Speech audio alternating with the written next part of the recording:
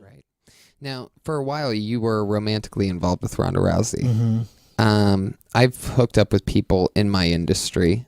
It's fun because you can connect with someone. Let's hear some names, Tony. Oh, wow. Jesus. Ari Manis, the producer out of Hey, nowhere. give some goddamn names. Good God. I forgot you were here on the other side of the glass. Just blind. Name some names, please. I need some names and pictures now. Good Lord, Ari. Just kidding. You know, and it's fun. Obviously, you know that me and Joanna, You got a thing. Jenjicek. By a thing, I mean just you like her. We have a thing. Yeah. Do you have any advice? Because I don't think she likes me at all. I think that she has a boyfriend and she has to sort of like semi-ignore all the hype that people tweet at her and Instagram post The on her walls. onslaught? Yeah. The Tony onslaught? What's amazing is that it's funny because you said it earlier, but like I was so far ahead on this thing, and now as it's grown, not only did she become the undisputed and defending multiple times strawweight champion, Kind of thanks to you, though, you know? exactly. I mean, the least she can do is... if you think I wasn't ranting to you and Rogan, I mean, you should have seen what I was doing to Dana White. Dana, we have to get her a title shot. We have to. And a stylist. We got to get rid of those polos. Exactly. And she became like super, super extra. She's like the sexy one now, I mean. Whoa. Wait Sir? a second. Sir? Hey, I know that's your girl, but excuse me, sir? With that nose? I need you to relax. Come on. She's a pretty young lady. Who's the Paige Van Zandt? Yeah, Paige is the Van dime Zandt. piece. Yeah. You have Paige, and then there's a couple of girls who are What was that? A first spinning, team all cutie. Would she land a spinning heel kick on a girl? She did the Karate Kid jumping kick. Oh my God. Came straight from Dancing with the Stars. Like, check this out. And I thought she was gonna be in trouble because I was like, "You're doing Dancing with the Stars. You've been training." And she did work. Yeah. It's good. The UFC needs stuff like that. It's amazing. It's so fun. I once told him, you know, it's amazing that you've been able to do what Vince McMahon does with a 20-person writing team. You're able to put real storylines together and just sort of, you know, let the truth play out. Yeah, but when you say, and I'm not discrediting Dana, what he's done with the UFC, they're going to talk about in business schools. And the guy's brilliant. And people think I hate him. I don't at all. I have no reason to hate him. I'm in a different lane now. But those stories tell themselves.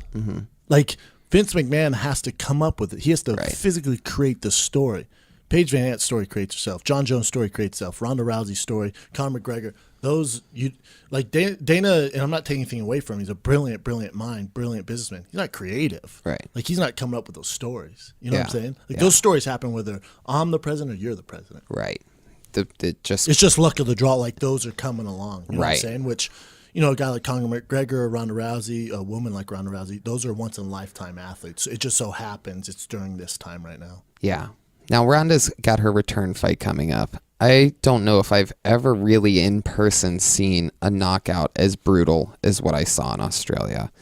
I know this is a cheesy fanboy question, but Bring it. any predictions coming out on this one? I mean, are you leaning towards...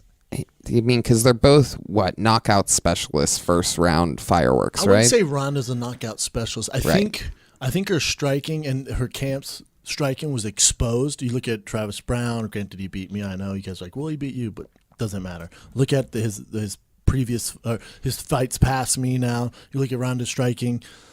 Anyone out of their camp, it's not very good. I wouldn't say her striking's world class. If she lands, because she's a strong girl, you're in trouble. Amanda Nunes is a knockout artist. That's the difference. I never bet against Ronda. The thing that scares me a little bit about her is you look at a real fighter, a guy like Conor McGregor. When he lost his belt when he lost to Nate, he was like, I want to fight tomorrow. Give me that fucking fight back, man. And was begging him. His team was like, don't take that fight. That's a bad fight for you. He goes, no. I want to fight him. I'm going to fight him at 70 just to prove to doubters I can do it. That's what you want out of you. If you're a manager, if you're a fight promotion owner, that's what you want. What scares me about Ronda is, I mean, she went MIA. She blamed it on the media. It's like, well, that same media turned you into who you are. But when it doesn't go your way and you want to be a negative and dark person, when you lose, this is what happens. Yeah. Like, if Floyd Mayweather was ever to lose, Right. it'd be the only thing close to what Ronda's experienced. Yeah. So her taking this time off, it's a little scary. And in her interviews, I don't see him. Someone told me she said something like, "This is one of my last ones." Whenever a fighter even hints at this might be the last one, they're 1 foot in, 1 foot out, or both feet out. Right. Ronda's so technical, and the women's division has a long ways to go to catch up with men. But if men say that, they get absolutely annihilated. If I hear any of that, I always take the other guy if I'm betting on it. So style-wise, this fight for Ronda to come back is a good one. Amanda Nunes comes forward, which Ronda loves, and should toss her and submit her. So my money's still on Ronda. That's banking that her mental state is good. Right. Which I don't have any insiders on this, but from what I hear, and obviously with the time off, that's up for debate. Right. Which is scary. Right. Which makes total sense because, like, the way she got kicked, I mean, I think we all knew. I think the people all near that octagon that night knew it wasn't a 3 to 6 month return.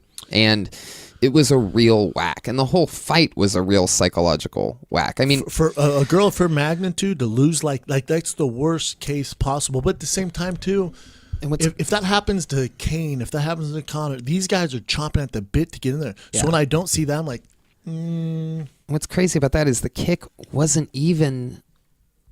It wasn't even though it was the most painful and obviously the end. It wasn't even it was the third craziest thing that happened in that storyline of that event. That storyline is the first time. I don't mean to cut you off. Yeah. The storyline was the first time we saw Ronda outclassed. Yeah. She got taken down. Yep. She couldn't land anything. Her striking in that fight looked very rudimentary, very amateur, because Holly's amazing professional striker. Yep. So her striking really is the first time Ronda's fought a good striker like that of Holly's level. And you're just like, oh my God. Because we made Ronda this mythical creature. Right. And then when you see something like oh my God. Well, when she loaded up for her judo toss and Holly dropped her hips and popped her up. Different animal. That was a moment of, I mean, I just got the chills just saying it. We've never seen it.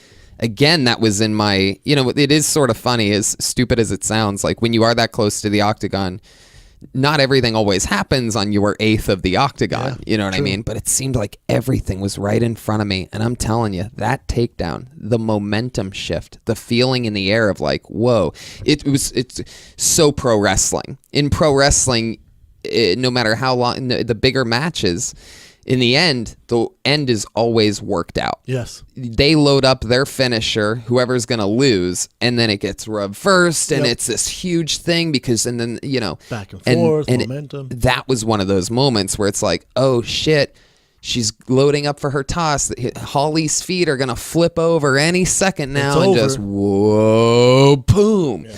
And it was one of those moments. Also, the other one being when Ronda was charging so hard like a bull and missed that right hook, and her knee went down, and she turned around. That was another moment where it was just like, we are witnessing history. Yeah, I think, I wish her the best. I hope she wins. I think if she was in a dark place before, she loses again, like gets starched by Amanda Nunes, where she it'd be bad. I just hope for her sake, because Amanda Nunes seems like mentally she's all set. For Ronda's sake, I hope she wins. I hope she wins. But then what? Then what? Then you got Cyborg looming in the dark. God. Ain't no one trying to fight her. No one. That's the you one. And I would have our hands full if she walked in right now. I was like, yo, is this Tony talking all that shit? Yeah. I'm like, God damn, Tony. All right, help me out. I know. I'd be fucked. I had to think about that. On the plane ride home from the Rousey home fight, me, Dana, and Joe did a podcast. And yeah, I heard. I ended up making a Cyborg joke, and I've had to think about that since then, is the fear of like, oh, I guess I would just get beat up. I mean, I guess I would just take it. Hopefully it wouldn't kill me. Hopefully there wouldn't be too much brain damage, and I would just get beat up. I mean, what am I going to do? Just get your phone out and be like, World Star, and you're just getting your ass whooped. It'd be so sick. You're doing it to yourself. World Star before you get your ass whooped. I love that. That's actually how I'll do that. Thank you. That's some good showbiz advice. I'm going to spin it into my big break while my nose breaks. She's a beast, man. Did you watch that video of her cutting weight?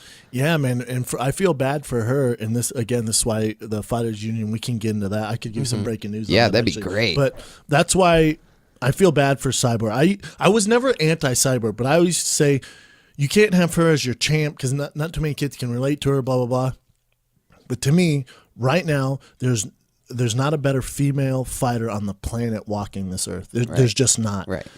But because, she'd probably starch every girl they have in the division. Yeah. Holly's probably the toughest matchup for her just because of her style, but I don't see her getting it done against Cyborg. But they don't give Cyborg any publicity. They give her no help, no publicity. They create a division for Ronda. They won't do it for Cyborg. Why though, man? Right. Because Cyborg, she's not a cute blonde girl who's probably going to make it to Hollywood. She's just not. Yeah. That's the way the world works. I'm not going to be a polo rider. It's just that it sucks, but that's the way the world works.